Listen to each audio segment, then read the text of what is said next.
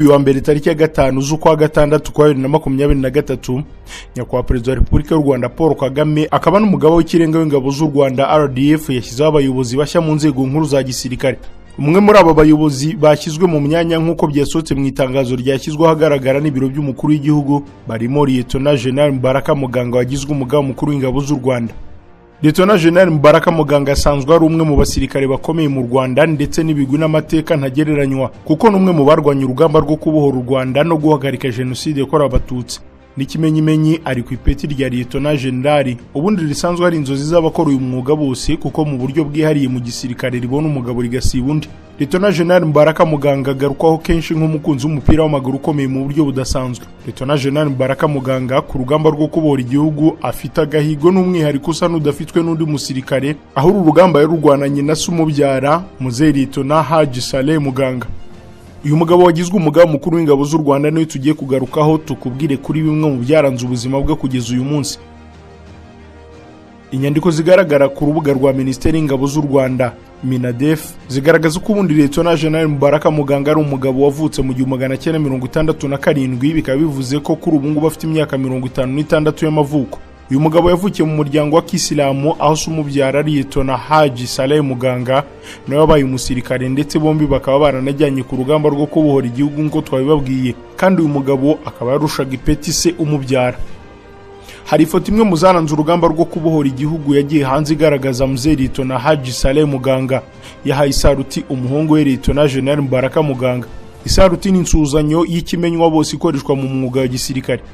Lieutenant Muganga yavukiye mu gihugu cya Uganda, bikaba byaramubereye n'impamvu yo kujya mu mwuga w'igisirikare nk'uko byagendekeye benshi mu basore bo mu gihe cye bari mu gihugu cya Uganda. Ibyo byanatumye kuva mu 1988 kugeza mu 1989 Lieutenant General Mubarack muganga yagiye mu masomo ya gisirikare ya kadete yakoreye mu kigo cya gisirikare cya Jinja muri Uganda. Icyo gihe yari afite imyaka 22 y'amavuko. Nyuma y'ahangaha Lieutenant General Mubarack muganga yahise afatanya n'abandi banyarwanda bihurije mu muryango wa RPA Inkotanyi batangiza urugamba rwo kubora igihugu kuva mu kwa 10 mu 1990. Mubarack muganga rero yarwanye uru rugamba rwatwaye imyaka 3 n'amezi 9 kugeza mu kwa 7 ku 1994 ubwo igihugu cyabohorwaga ndetse jenoside yakorwaga abatutsi gahagarikwa. Ibi bihita bigira Lieutenant General Mubarack muganga umwe mu basirikare b'inkotanyi kandi b'intwari mu mateka y'u Rwanda kuko izina rye rigaragara mu babohoye u Rwanda. Nyuma y'urugamba rwo kubohora igihugu no guhagarika jenoside yakorewe abatutsi, hahise hatangira urugamba rwo kubaka u Rwanda bundi bushya.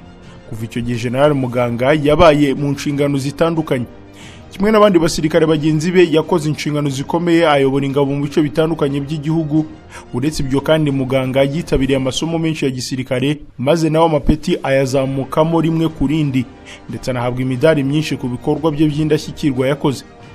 Nkuko bigaragara ku rubuga rwa Minisiteri y'Ingabo z'u Rwanda MINADEF, Lieutenant General Mubarack muganga yagiye mu masomo yitwa 9th Command and Staff Course yabereye i Lusaka muri Zambia mu 2005.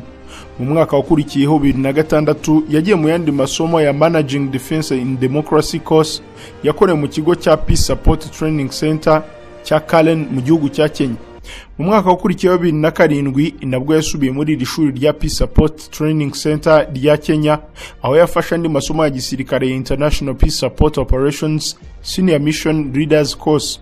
Muri uwo mwaka 2007 kandi Lieutenant General Mubarack muganga yafashe andi masomo yitwa International Symposium Course muri kaminuza y'igihugu y'Ubushinwa. Nanone nta guhagarara mu 2008 Lieutenant General Mubarack muganga yafashe andi masomo yitwa African Strategy Course ayayo yayigiye mu Misiri mu mashuri ya gisirikare ahambaye kandi yo ku rwego rwo hejuru muri icyo gihugu arimo iryitwa Nasser Higher Military Academy ndetse na High War College ryo mu murwa mukuru Cairo. Lieutenant General Mubarack muganga kimwe n'abandi basirikare bakuru mu Rwanda yafashe amasomo menshi ya gisirikare kuko nk'ubwo mu 2012 nanone yongeye gusubira mu masomo afata amasomo yitwa Leadership Science and Camp Strategy Management yaherewe muri kaminuza ya gisirikare mu Bushinwa yitwa Tsinghua National Defense University.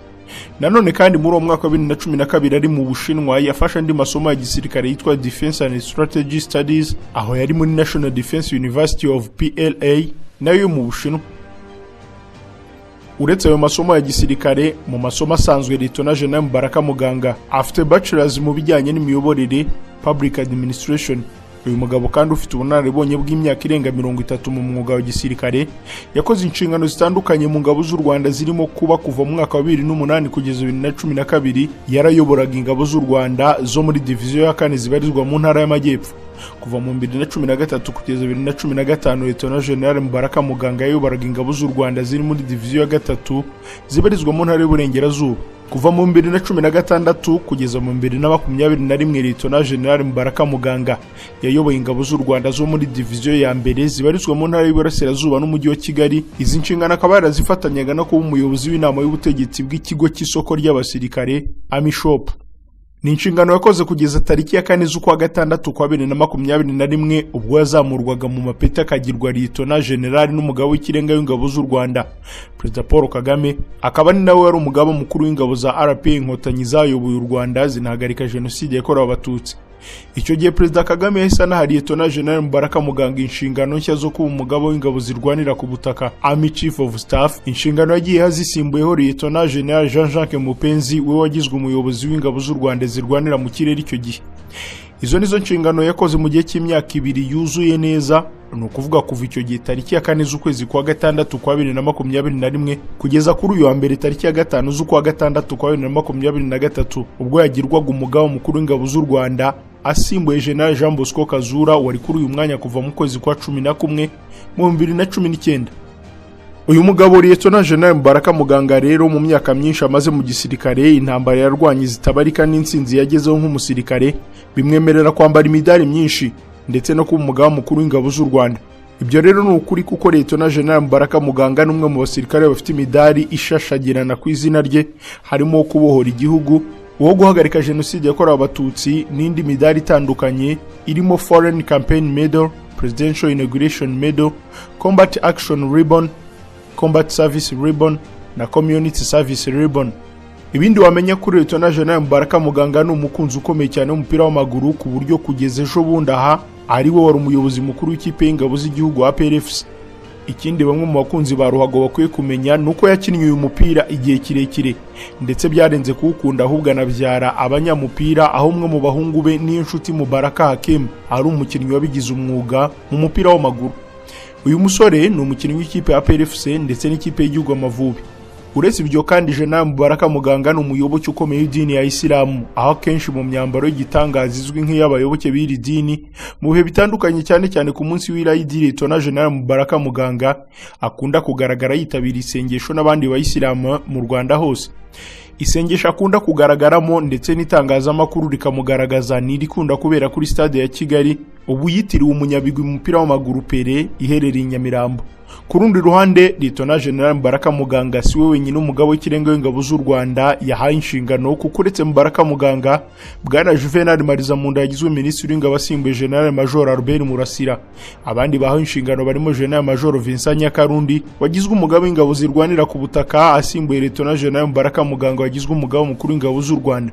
Hari n'abandi rero batandukanye bagiye bahabwa inshingano nkuko twagiye tubigarukaho. Muri make rero ibi nibyo byaranze ubuzima bwa Lieutenant General Mubarack Muganga wagizwe umugaba mukuru w'ingabo z'u Rwanda. Akaba ni naha dusoreje bimwe mu bigwi bye. Nkaba nsoza mbashimira mwese abadukurikiye twifuriza imirimo myiza abazihawe. Imana ibarinde.